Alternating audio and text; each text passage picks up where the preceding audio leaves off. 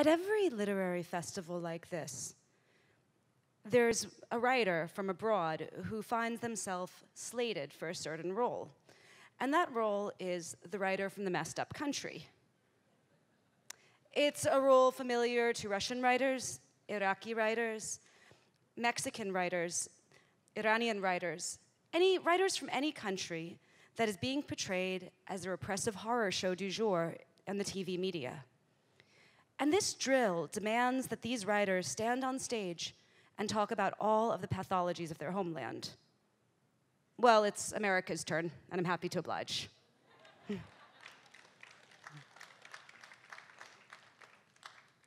I'm here to talk about art and about fascism, about what art can do in the face of bloated strongmen, ethno-nationalism, hardening borders, and violence, and about the ways that art also hobbles itself when it's most necessary. I'm an artist who covers, among other cheerful subjects, war, mass incarceration, refugees, and political repression. I've drawn in refugee camps in Iraqi Kurdistan, families that had fled the Syrian war and were preparing to take the boats to Europe.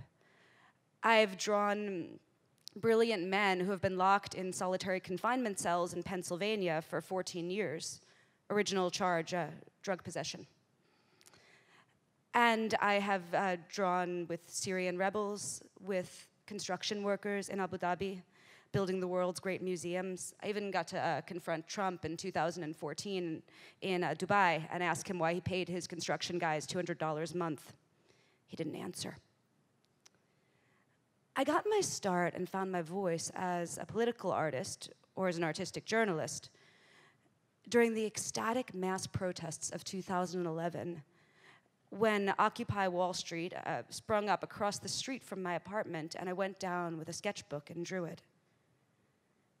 And since that heady year that felt so much like love, I've watched those revolutions, those rebellions fracture into civil wars and dictatorships or just plain old apathy.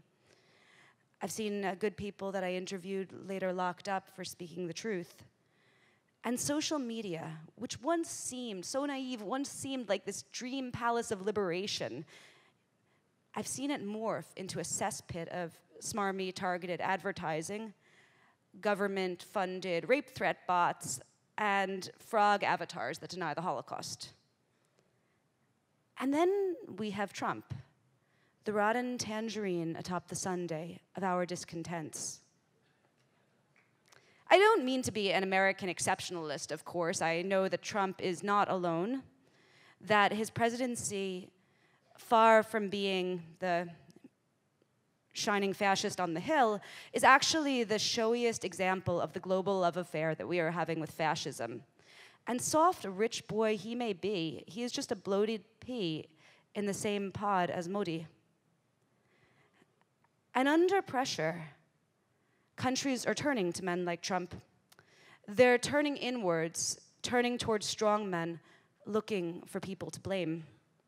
They're dropping bombs and hardening borders, launching raids and building walls. And none of this, not one bit of it, started on November 8th, 2016. It has been going on for a long time. Last June, the great Qawwali singer Amjad Sabri was murdered the same week that a white supremacist stabbed to death the humane British MP Joe Cox. And I remember I mourned that week because their deaths seemed part of this great shrinking of the world, a shrinking of our world into a place that was crueler, pettier, stupider, and more violent. A world where machine gun towers seal off borders, where kids drown in the Mediterranean, where fanatics murder artists, and where orange donkeys trade on fear. And this is what strongmen do. This is what authoritarians do. They shrink our world. And to justify this narrowing, they set up a false dichotomy. The Trumps of the world divide their countries into the real people over here and the fake people over here. Now, fake right, that's a broad term. It can encompass ethnic minorities, impoverished refugees, uppity intellectuals, or decadent urban elites. Artists like me, of course, are fake as hell, and so I presume is everyone in the audience. Now, the real people, of the real people, our authoritarian paints a beautiful picture, paints it bigly. These real people are supposedly decent, humble, pious, patriotic, but most importantly, they were formerly silent. Until the moment the authoritarian stepped onto the stage, and then while they stand behind him waving their flags, he becomes their voice. You, the American people, are our last line of defense against the media's hit jobs. That's what Trump wrote in one of his daily emails seeking reassurance. And the media, if you notice, are not the people. They're another category. And the people who do not support the strongman are not the people either. Now, to authoritarians, artists are never real people. We are always part of that fake, impure, decadent, and disgusting elite. And the bad news is, though, sometimes they're right. That's the thing, sometimes they're right. Just like neoliberalism could not summon up enough to make its case to drag nearly half of Americans out of their homes and to make them vote against the apocalypse, so too will art, as long as it stays in the bubble of the art world, never be able to hit hard enough, will never be able to save the world, will never be able to change anything, will never be able to keep us even 1 foot away from staggering over the cliff. Now, this is a problem in art, right? Because historically, artists and power have gone together like butter and bread. We were the gilders of lilies, the people who stuck the jewels on the tortoise shells, the court painters of Versailles. All too often, artists have been like Fabergé egg makers pretending to be revolutionaries. I mean, we say a lot of liberal or hell, even radical things, but what's the use if we only say them in the sort of Baroque critic speak that you have to have a grad school education to understand, and in rooms that cost more than most people's weekly wages to enter? For art to mean anything under authoritarians, whether these are governments or whether they're just men with guns, it cannot play into their stereotypes. Artists cannot ensconce themselves in the art world. They cannot cede public space to the bigoted, the craven, the idiotic. They cannot exist in safe spaces. No, they must fight to make the world safer, bigger, and more livable for others. Art must go out into the streets. It must speak to all classes of people and in all sorts of communities. It must break out of the art world, because the world is too big and art is too ambitious for any art world to contain it. Art cannot keep being a mere status marker or luxury object. The authoritarians with Botox and pseudo-military uniforms want to say that artists are an irrelevant elite. Let's prove them wrong.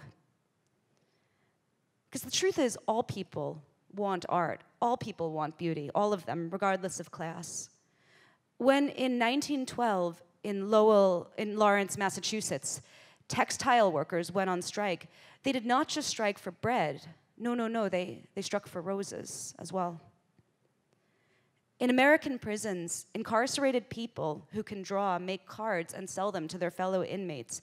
It's one of the few legit ways to make money because people want something beautiful to give to their families. And in the Domiz refugee camp, a camp I visited in northern Iraq, one way that Syrian refugees make money is by painting murals on the walls of the cinder block shacks their neighbors live in.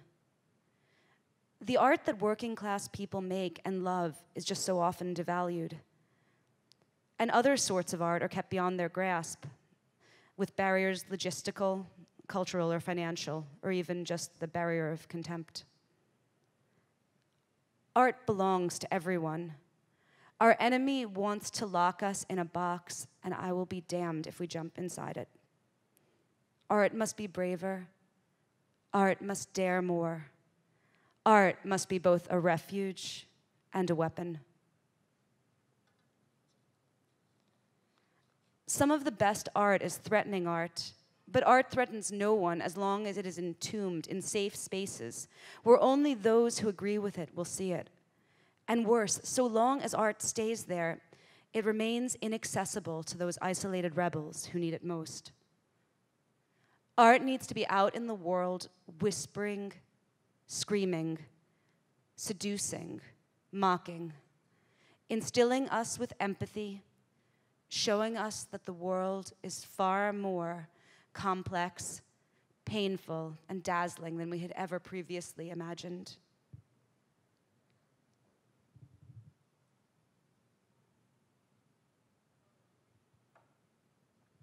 Because this complexity is the enemy of fascism. To give themselves legitimacy, authoritarians love to point to a simpler past, perfect golden age. Think of Trump's Make America Great Again. Or Modi's Hindutva chauvinism, Putin's revived Russian Orthodox Empire, ISIS's tomb-like Islamic State, utterly devoid not just of minorities, secular people, and visible women, but of all the art, learning, scholarship, beauty, and culture that Islamic civilizations have granted to the world. In the stories fascists tell about history, there are no religious minorities, no gay people, no uppity women. They spin stories of a long ago golden time when men were men, women were at home. All members of the populace were the same color and creed, or else so subservient they could be safely ignored. And most of all, when everyone knew their place. To the authoritarian mind, the world now is depraved confusion. The past was neat, simple, clean. And in pursuit of this past, they justify their radical narrowing of the present, their hammering away of difference, their travel bans and border walls, their censorship and bombs. And the thing is, guys, their vision of the past is bullshit. This world, theirs, ours, it's an interconnected one, and it always has been. And the Spanish that I know from the Puerto Rican half of my family is laced with Arabic, traces of the 800 years of Muslim presence on the Iberian Peninsula. And it's also laced with Taino, traces of the indigenous people of the island that the Spanish would kill en masse. Our histories are interwoven, our DNA is intermingled, and our cultures are mixed. Purity is a lie, and we are, and we have always been, impure. And art, it operates best and it comes best from those spaces of blurring and of impurity, of flux and of mixture. I thought about this early this year because I had a chance to visit Lahore. I'd always wanted to visit Lahore. I was obsessed with Mughal architecture and finally was able to do it. And there I saw something that reminded me of how art, even from the distance of hundreds of years, has the power to cut through fascists' lies. The Sheesh Mahal in Lahore Fort is perhaps one of the most dazzling places I've ever been to in my whole life. Countless mirrors, right? Each of them which once cast flickering, tricky candlelight, which once reflected the colors of Kathak dancers' costumes. And beneath those thousands and thousands of mirrors were a series of small frescoes. One of them shows a blue figure, unmistakably a Hindu god. Demagogues in America and demagogues in the Muslim world would both pretend that Islam is a monolith, intolerant of diversity. The art on this wall, in front of which a Muslim emperor once relaxed, shows what total lies they spew. There was no pure and segregated past, and there are no separate others. And we remind ourselves of this with the artistic stowaways from the past. We remind ourselves that we built this world together, and it's ours, all of ours, even as it burns around us. And of course, you might think, oh, well, the Sheesh Mahal is a palace, it's for royalty. But we're artists, right? We can construct new and more inclusive paradises. Now, maybe you think I'm putting too much responsibility on art. After all, these are dangerous times. The pen is not mightier than the sword, let alone the predator drone. Our books do not stop bullets. Our paintings cannot draw their way through prison bars. But as disappointment and violence spread, the antidote is a generosity that art, at its best, can inspire. Art is hope against cynicism, creation against entropy, and to make art is an act of both defiance and love. And though I'm a cynic, I believe these things are all we have. Thank you.